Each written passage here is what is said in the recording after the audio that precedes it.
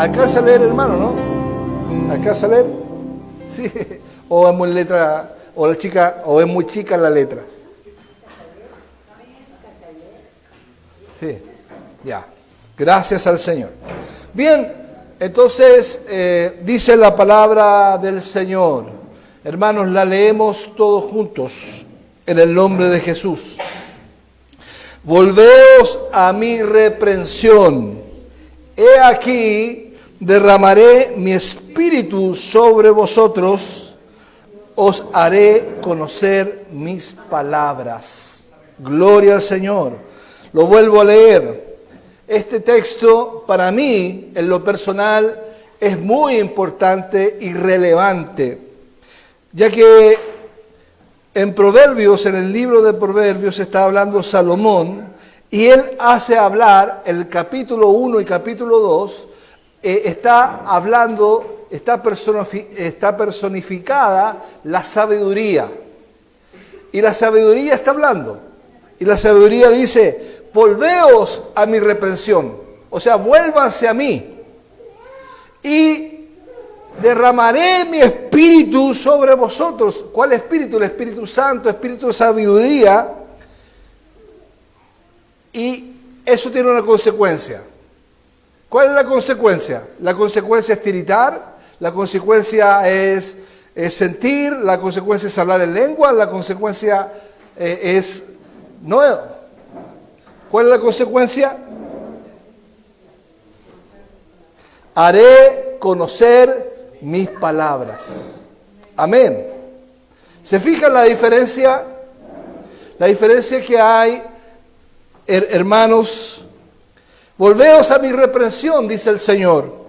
He aquí derramaré mi espíritu sobre vosotros. Gloria al Señor. Siempre el Señor está derramando su espíritu sobre nosotros. Siempre. Y hoy día es un día en que el Señor ya está derramando su espíritu sobre nosotros. ¿Pero para qué lo derrama? Para hacer conocer sus palabras. ¿Para qué? Para que conozcamos sus palabras, conozcamos su carácter. Amén. Ahora, esto tiene relevancia importante en lo que les voy a hablar. Vamos a ver una breve reseña histórica de la Iglesia. Como cristianos del siglo XXI, somos herederos de una rica e importante historia que no debemos desconocer, por lo cual haremos una pequeña reseña histórica de la Iglesia de Cristo. El inicio de la Iglesia Apostólica se remonta al primer siglo después de Cristo. Ahí vamos saliendo los enunciados. Después de la crucifixión y resurrección de Jesús, sus seguidores comenzaron a difundir su mensaje por diferentes regiones del Imperio Romano. La iglesia primitiva se basaba en la enseñanza de los apóstoles y se centraba en la adoración a Dios y la comunidad de los creyentes. Durante los primeros siglos, la iglesia enfrentó persecución, ahí dice, crecimiento y desarrollo. Qué impresionante es que la iglesia, los dos primeros siglos, enfrentó un gran crecimiento, ¿cierto? Como lo conocemos en la historia, pero ese gran crecimiento fue por causa de la persecución. Ahora, después, en el año 313, ya en el siglo IV, V, el emperador Constantino emitió el edicto de Milán que garantizaba la libertad religiosa y puso fin a la persecución cristiana. Ahora, esto permitió que la iglesia se expandiera y se convirtiera en una institución visible en la sociedad. Y ahí hablamos de la institución de la iglesia, la institucionalidad de la iglesia. La iglesia pasó de ser un organismo vivo, de ser una iglesia orgánica, a ser una institución. Y al tomar esta iglesia la forma de institución, perdió bastante. A medida que la iglesia ganaba influencia, también comenzaron a surgir problemas internos. Comenzaron a surgir problemas internos en el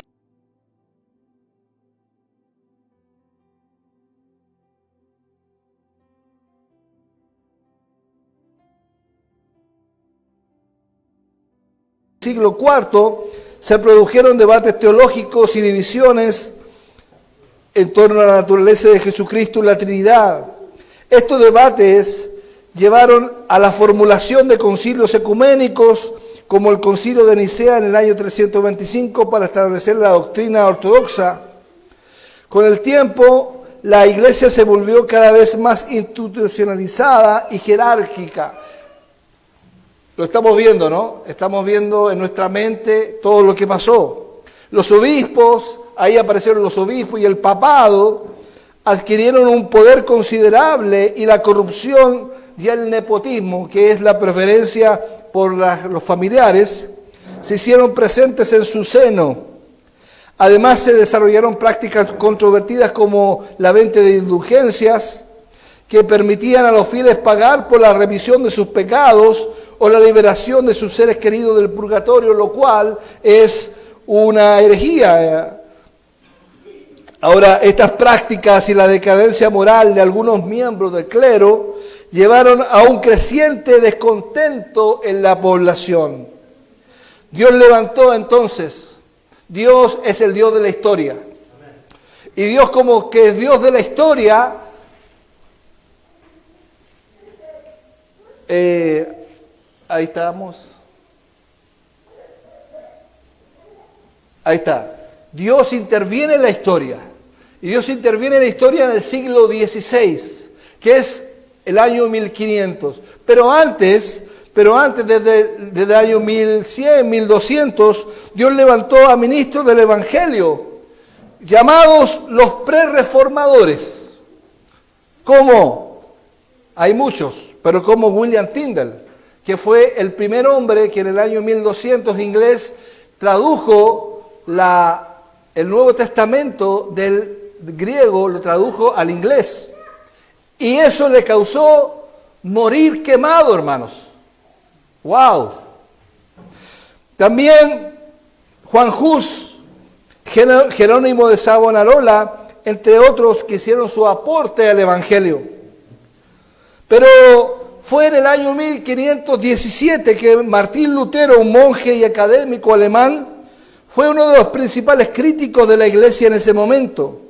Lutero publicó sus 95 tesis en las que cuestionaba la venta de indulgencias y otras doctrinas y prácticas de la iglesia.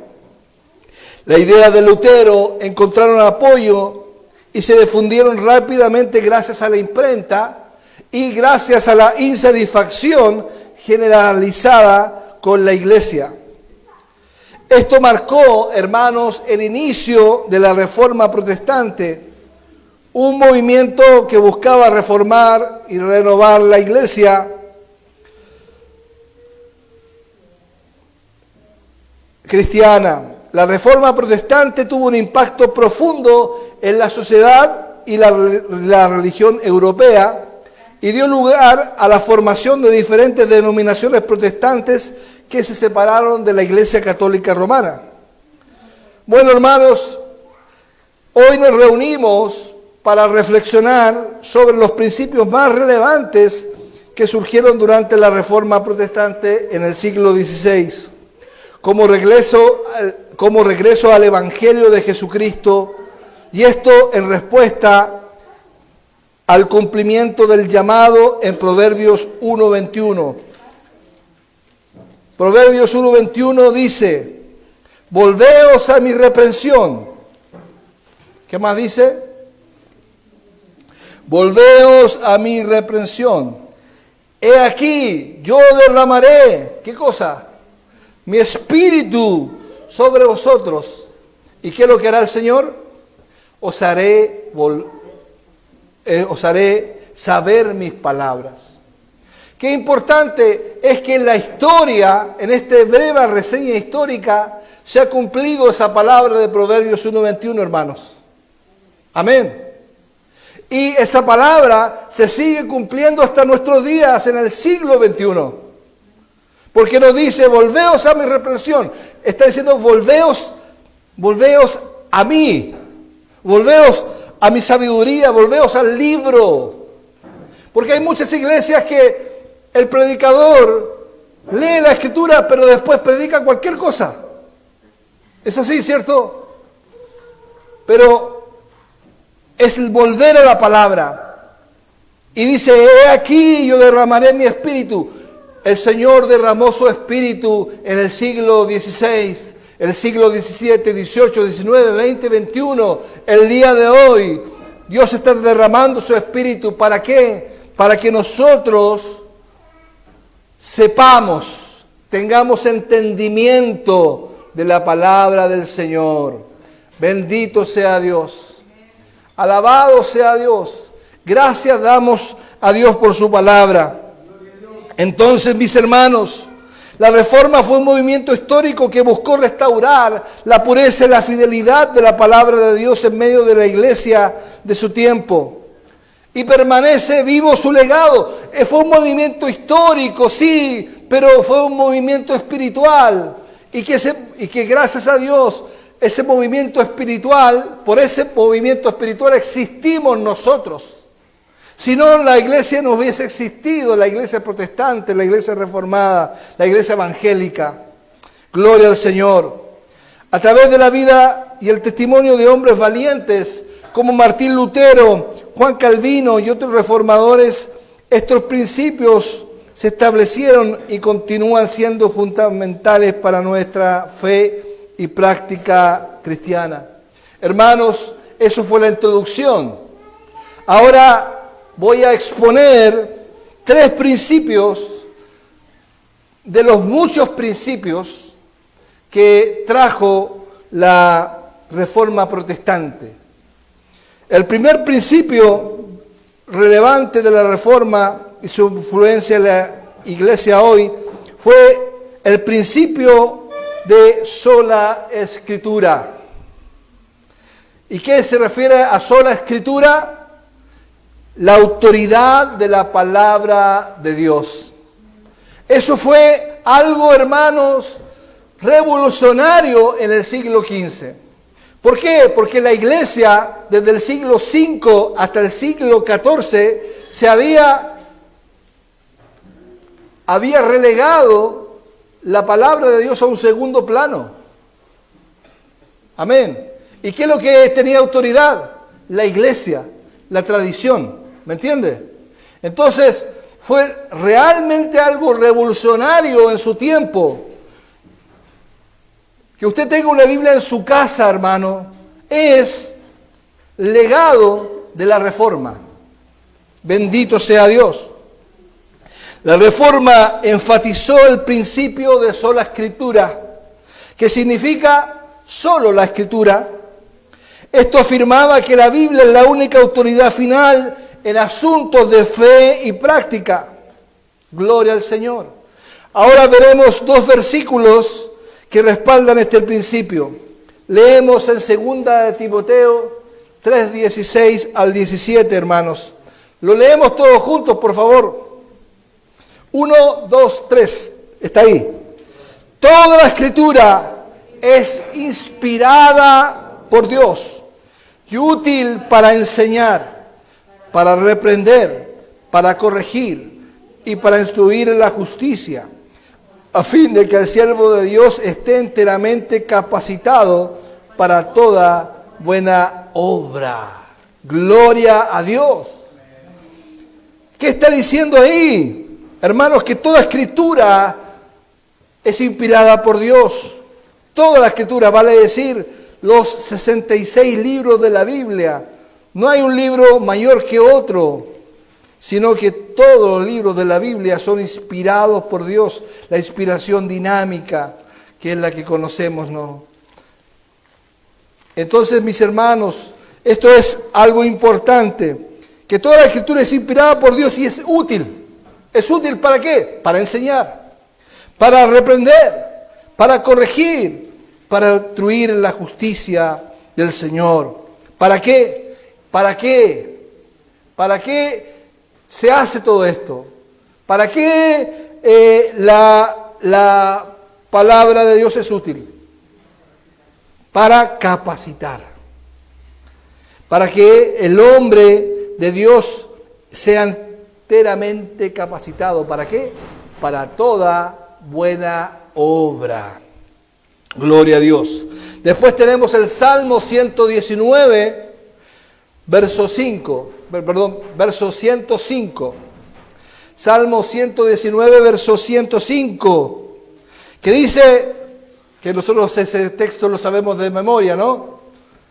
Lámpara es a mis pies tu palabra y luz para mi camino, dice la 60, y lumbrera a mi camino. Gloria al Señor.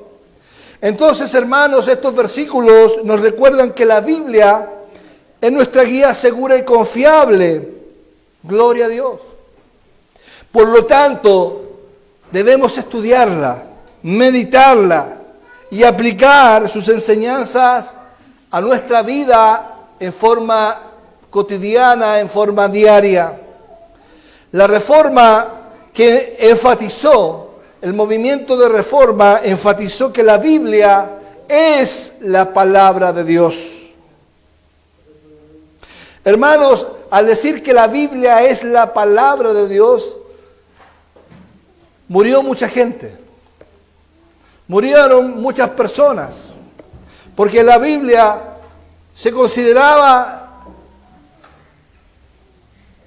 no se consideraba la palabra de Dios en ese entonces, pero para nosotros es la autoridad suprema en la vida de la iglesia y en la vida de cada creyente y en la autoridad suprema inclusive en la vida de la sociedad.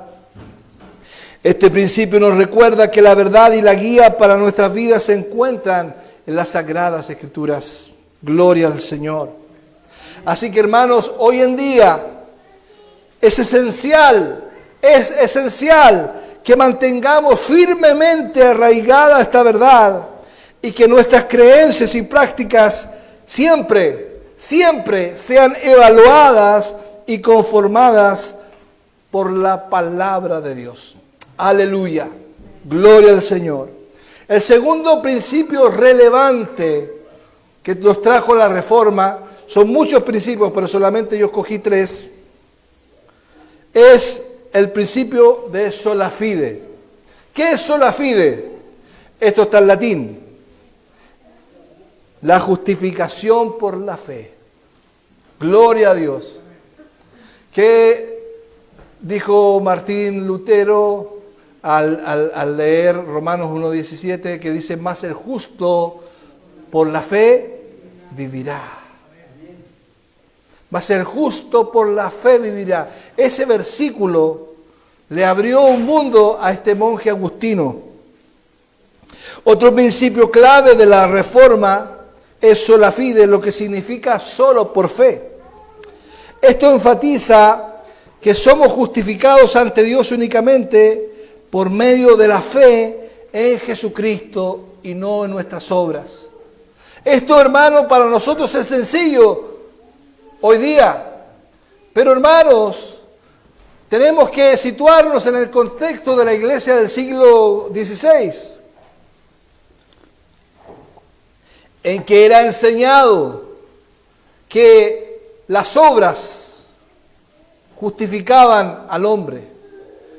Ahora siempre ha sido así, hermanos. Desde principios de la creación, desde Génesis, el hombre se ha querido justificar a Dios, justificar ante Dios, ¿a través de qué? A través de sus obras. Y eso no es el camino. El camino no es las obras, porque por las obras nadie será justificado. Dice Isaías que las obras son como trapo ¿de qué? De inmundicia. Gloria a Dios. Entonces las obras no nos salvan, no nos justifican. ¿Qué es lo que justifica al hombre? La fe en Jesucristo. La fe en Jesucristo. La fe en Jesucristo. Gloria sea al Señor. Veamos algunos versículos que respaldan este principio. Primer versículo. Un versículo que en esta iglesia no lo sabemos de memoria, ¿cierto? Efesios 2, 8 y 9. ¿Qué dice? Sin verlo, así. Porque por gracia sois salvos. ¿Y qué dice? A ver.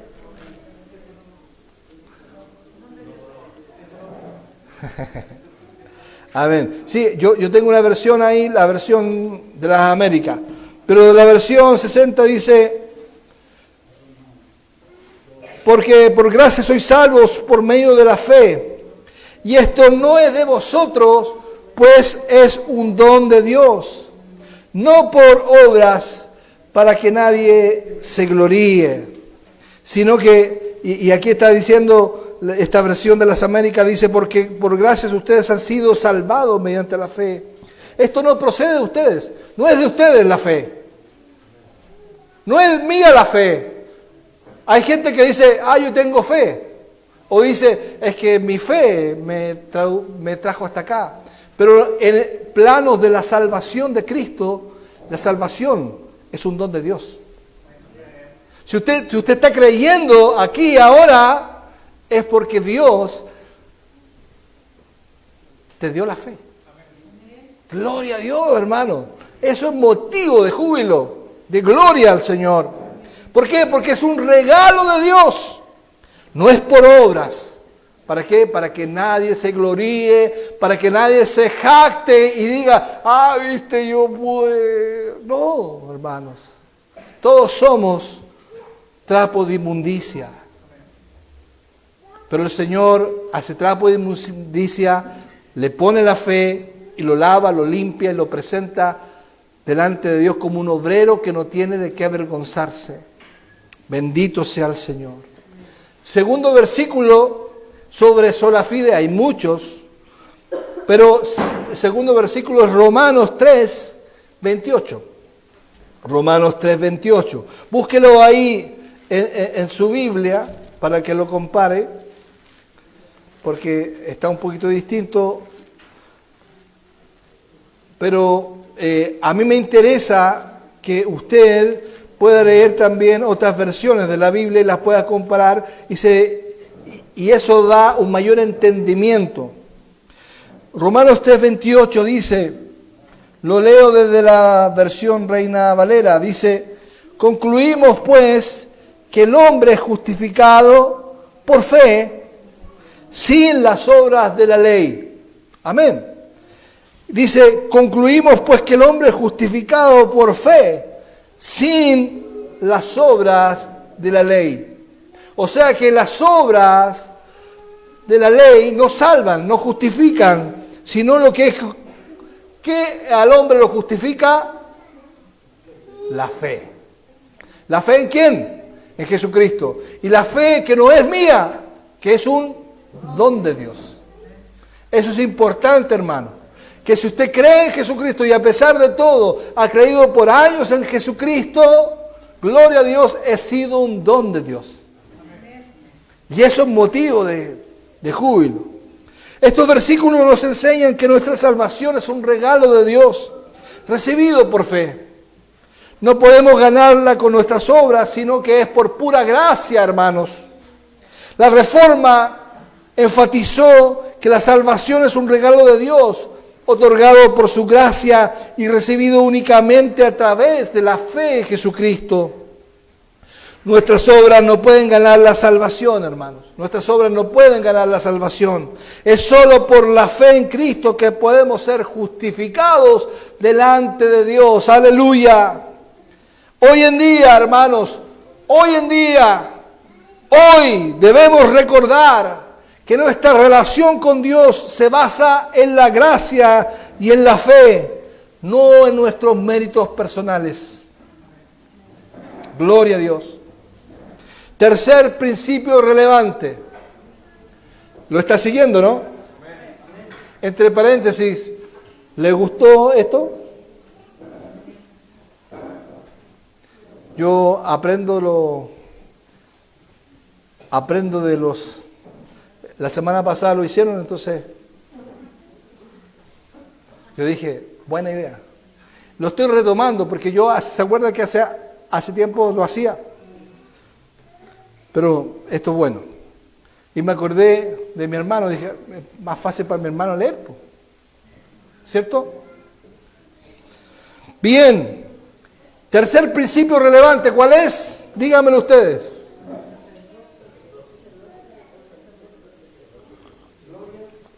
Sacerdocio de todos los creyentes o el concepto sacerdocio universal de todos los creyentes.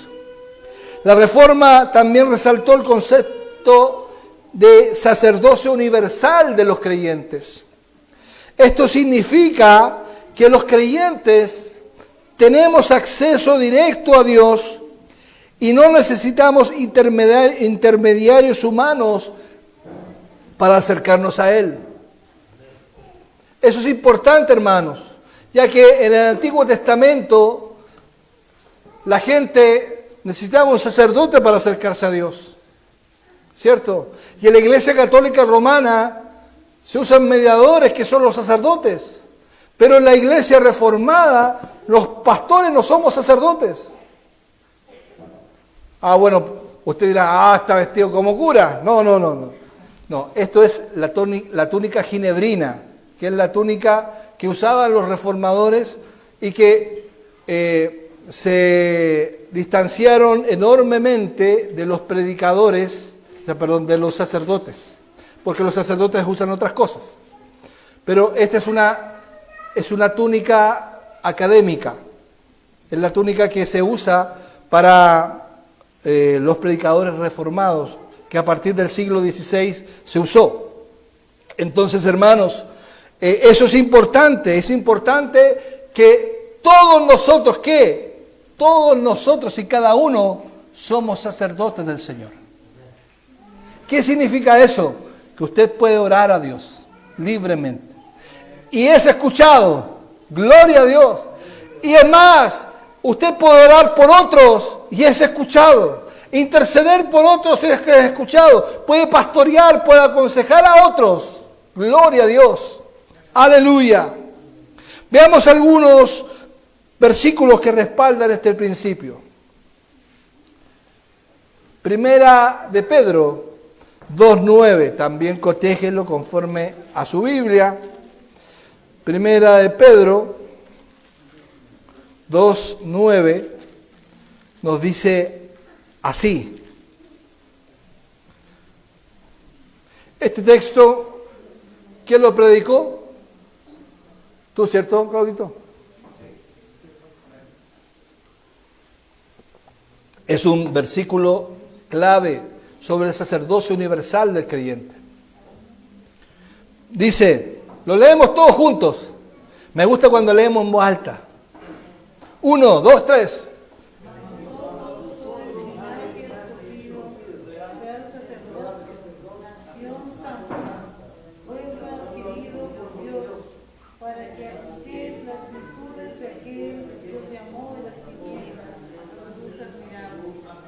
Aleluya. Mas vosotros sois linaje escogido. Aleluya. Somos un linaje escogido. ¿Escogido de qué? Escogido del mundo. Un real sacerdocio. Somos un sacerdocio real. Hermano, eres un sacerdote. Eres una nación santa. Pueblo adquirido por Dios. ¿Para qué? ¿Para qué? Para anunciar, para proclamar al Evangelio. Si solamente nosotros venimos aquí y no proclamamos el Evangelio, no somos pueblo adquirido por Dios, no somos una nación santa. Tenemos que proclamar el Evangelio. Dice, para que anunciéis las virtudes de aquel que os llamó, ¿de dónde? De las tinieblas a su luz admirable. Gloria al Señor. Hebreos 4:16 dice, Hebreos 4:16, gloria al Señor. También aparece en el proyector, dice Hebreos 4:16.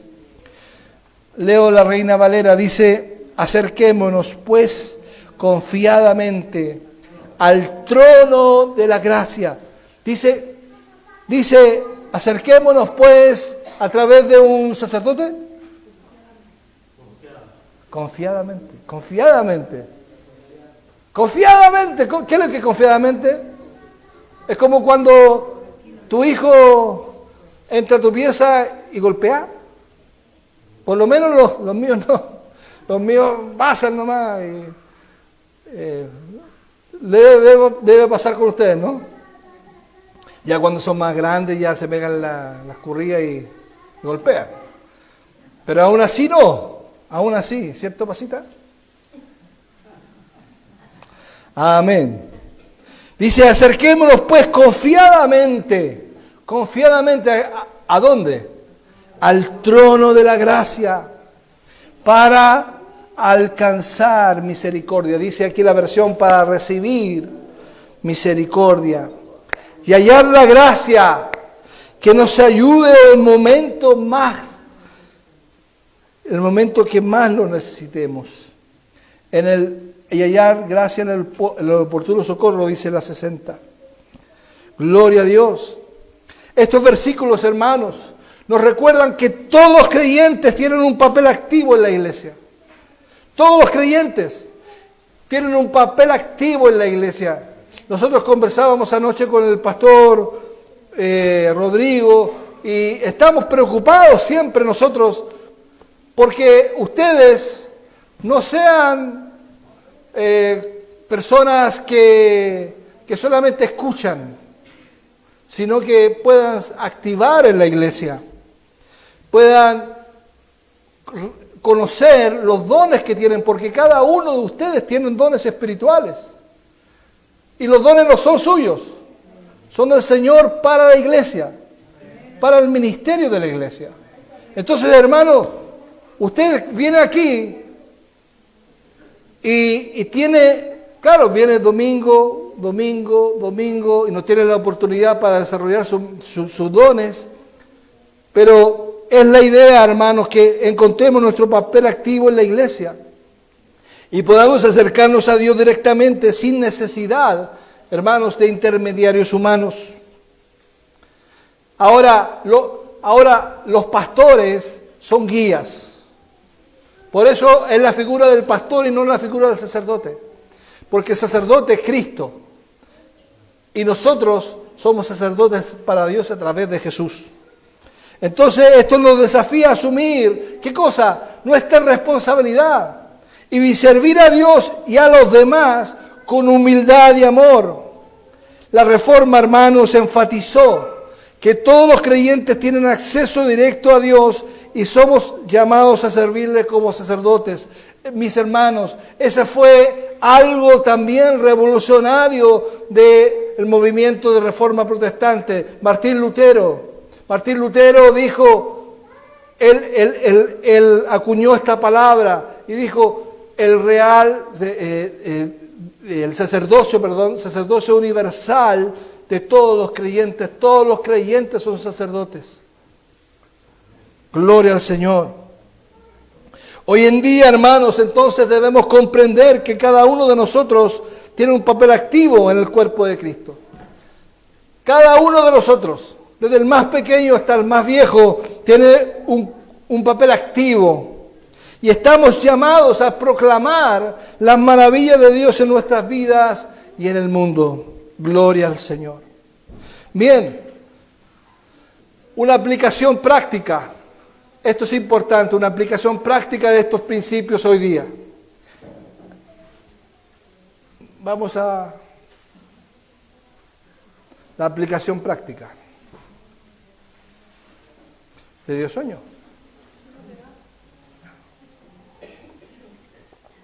Amén. Bien, la primera aplicación práctica. Estudio y meditación en la palabra de Dios. ¿Qué es lo que tiene que llevarnos, como dice ahí, sola escritura? Ahí salen los principios de la Reforma, ¿cierto? Solo escritura. ¿Qué es lo que debe llevarte? llevarte a estudiar y meditar la palabra de Dios diariamente. Como creyentes debemos comprometernos a estudiar y meditar la Biblia en forma constante. Esto implica leer las Escrituras regularmente y reflexionar sobre su significado y aplicar sus enseñanzas a nuestra vida diaria. La palabra de Dios es nuestra guía segura y confiable, hermanos. Gloria a Dios. Muchas veces le preguntamos a un pastor sobre nuestra vida, pero no hay nada más seguro que preguntárselo a la Escritura, porque ahí va a encontrar su guía segura y confiable. Y al estudiarla, permite que el Espíritu Santo te transforme conforme a la Escritura y nos moldea a la imagen de Cristo. Gloria a Dios. El segundo principio o segunda aplicación práctica es que debemos tener confianza en la salvación por fe. Confianza en la salvación por fe. Reconocemos que nuestra salvación es un regalo de Dios. Amén. No es por obras. No podemos ganarla con nuestras obras o méritos. Esto nos libera del peso de tratar de ganar nuestra salvación. Mis hermanos, hay muchas iglesias cristianas que si bien ellos creen en la salvación por fe y por gracia, pero en la práctica les hacen creer a la gente que tienen que cumplir cosas, ¿cierto? Que tienen que cumplir con los diezmos, tienen que cumplir con esto otro, para agradar a Dios. ¿Lo ha escuchado? Y eso no es así, hermanos. Nosotros diezmamos, nosotros ofrendamos, nosotros servimos a Dios, no por obligación, sino por gratitud. Por gratitud. Amén. Gloria a Dios. Entonces hay una diferencia, hermanos, aún en las iglesias evangélicas. Hay que uno se siente obligado, pero el Señor no obliga, sino que es por gratitud. Gloria al Señor. Así que esto nos libera del peso de tratar de ganar nuestra salvación y nos permite, ¿qué cosa? Nos permite descansar en la gracia y el amor de Dios. A medida que vivimos con gratitud por la salvación que hemos recibido, debemos compartir el mensaje de la gracia de Dios con otros, invitándolos a confiar en Jesús como su Salvador. Gloria al Señor. Tercero, participación activa en la vida de la iglesia. La semana pasada, el pastor Guillermo Osandón, que nos visitó, él hablaba de esto justamente, de la iglesia y de los santos. Reconocemos que todos los creyentes tienen un papel activo en la iglesia. Es ese principio del sacerdocio universal de todo creyente. No dependemos exclusivamente de los líderes o de los ministros para conectarnos con Dios o servir a los demás. Cada uno de nosotros es llamado a ser un ministro y testigo de Cristo, hermanos, en el mundo que nos rodea. Gloria al Señor. Cuarto principio práctico, liderazgo basado en principios bíblicos.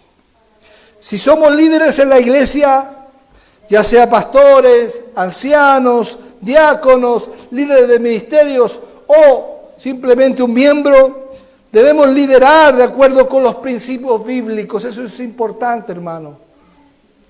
Esto implica buscar la guía de la palabra de Dios en nuestras decisiones, priorizar la enseñanza fiel de las Escrituras y fomentar un ambiente en el que los creyentes sean equipados para vivir una vida de fe y de servicio. Gloria a Dios. Y quinto, principio de aplicación práctica, la reforma debe continuar. La reforma continúa. Hay un principio que también, que no no lo expresé hoy día y espero poder expresarlo en las sesiones que siguen, que es la reforma siempre se está reformando. La reforma en latín es reforma semper reformanda, in verbum Dei, en la palabra de Dios. La reforma siempre debe continuar, debe continuar. Reconozcamos que la reforma no fue solo un movimiento histórico, hermanos. No fue solo un movimiento histórico, sino que es un llamado continuo a renovarse y transformarse. Gloria a Dios. Por eso me hice reformado. Gloria a Dios. Como iglesia debemos estar dispuestos a examinarnos a nosotros mismos, lo que dice 2 de Corintios, capítulo 13, verso 5, examinaos a vosotros mismos si estáis en la fe. Gloria a Dios. Examinarnos si nuestras enseñanzas y prácticas son a la luz de la palabra de Dios. Si no están a la luz de la palabra de Dios, tenemos que modificarlas. Si identificamos áreas en las que no hemos desviado de los principios bíblicos, debemos estar dispuestos a corregirnos y ajustarnos a la obediencia de Dios. Hermano, eso es importante. Es importante que un creyente sea flexible y considere que su vida muchas veces, casi siempre, se aleja de los principios bíblicos. Gloria al Señor. Entonces, tiene que estar yendo constantemente al libro de la palabra de Dios para cotejar su vida. Gloria al Señor. Yo recuerdo que la semana pasada el pastor Guillermo dijo algo importante. Él dijo, al principio de su mensaje, él dijo, siempre la iglesia debe recordar los principios bíblicos. ¿Por qué? Porque es cosa de humanos el alejarse de ellos. Es cosa de la humanidad alejarse de ellos. Y cuando empezó un movimiento bien en la palabra de Dios, después al cabo de 20, 30 años, lo encontramos totalmente alejado, ¿cierto? Entonces tenemos que estar continuamente enfocando nuestra vida y revisando y examinándonos como un espejo en la palabra de Dios y viendo si es que estamos o no. Amén. Y es lo que hacemos nosotros, lo que estamos haciendo constantemente. Así que, hermanos, la influencia de la Reforma en el siglo XVI sigue siendo relevante en la iglesia de hoy. Gloria al Señor. Conclusión, hermanos. Conclusión. La Reforma protestante en el siglo XVI nos dejó profundos y relevantes principios que siguen influyendo en la iglesia hoy en día. ¿Cuál es ese? Estoy haciendo un resumen. Primero, sola Escritura, la autoridad de la palabra de Dios, la primacía de la palabra de Dios en nuestra vida y enseñanza. Gloria a Dios. Segundo, sola fide, la justificación por fe, entendiendo que es solo por gracia de Dios y la fe en Jesucristo que somos salvos, hermanos. Aleluya. Y tercero, el sacerdocio universal de los creyentes, que sirviendo a Dios y proclamando su amor y verdad en todo lo que hacemos. Gloria a Dios.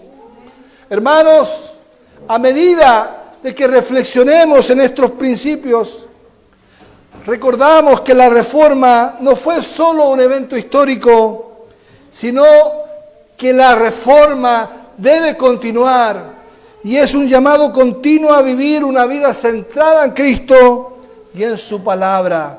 Gloria al Señor. Amén, hermanos, pónganse de pie. Que el Señor nos ayude, hermanos. Que el Señor nos ayude a mantener viva la influencia de la Reforma en nuestra iglesia hoy y a ser fieles discípulos que caminan en los principios que proclamaron aquellos valientes reformadores. Aleluya, que el Espíritu Santo, hermanos, la presencia bendita del Espíritu Santo nos guíe y nos capacite para vivir según estos principios y ser testigos fieles del amor y de la verdad de Dios en el mundo que nos rodea. Bendito sea el Señor. Alabado sea nuestro Dios.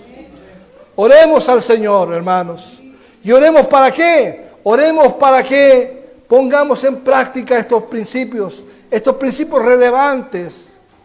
Los recuerdo que el principio de sola escritura, solo por la palabra de Dios, solo por fe.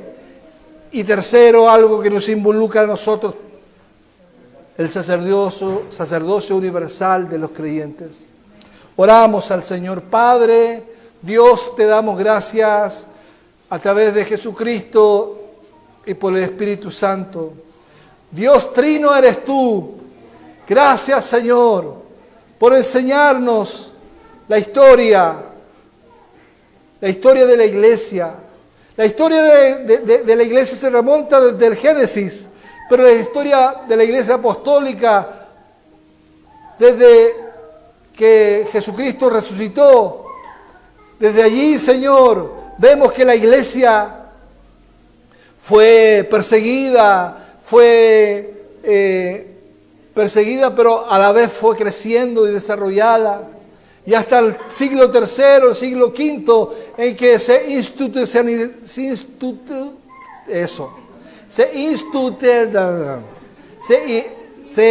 instituyó como un servicio, más al servicio de los reyes, más al servicio del Estado, y perdió todo, Señor, toda influencia espiritual.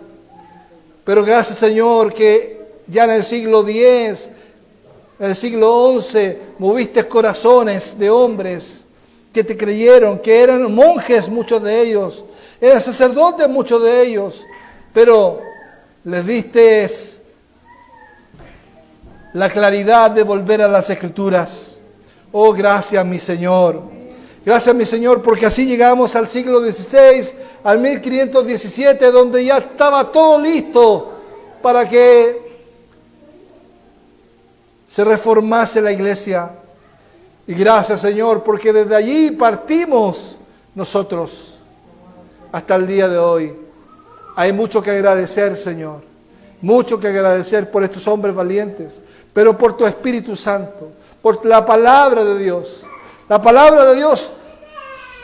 Gracias, Señor, porque este principio de la palabra de Dios que leímos en Proverbios 1:21 es muy importante. Que dice, volveos a mi reprensión. En la medida en que volvamos a la reprensión de Dios, en la medida que siempre nosotros volvamos a las Escrituras, tú vas a derramar tu espíritu. Padre amado, derrama tu espíritu sobre nosotros. Ya lo derramaste una vez. Y no es necesario derramarlo otras veces, sino que es necesario que nosotros seamos conscientes de este derramamiento, de la unción del Espíritu Santo que nos lleva a la verdad, que nos lleva a la Escritura. Oh, gracias, Señor. Gracias, Señor, te alabamos. Tengamos un momento de alabar a Dios, de alabe a Dios por estas grandes verdades, por estas verdades solo Escritura, por estas verdades solo fe, por esta verdad que somos un sacerdocio universal de creyentes. Oh, gloria a Dios. Gracias, Padre. Te alabamos, te bendecimos, alabamos a Dios, alabamos a Dios. A Dios sea toda la gloria, toda la honra, toda la alabanza. Gloria al Señor. Amén. Amén. Gloria a Dios.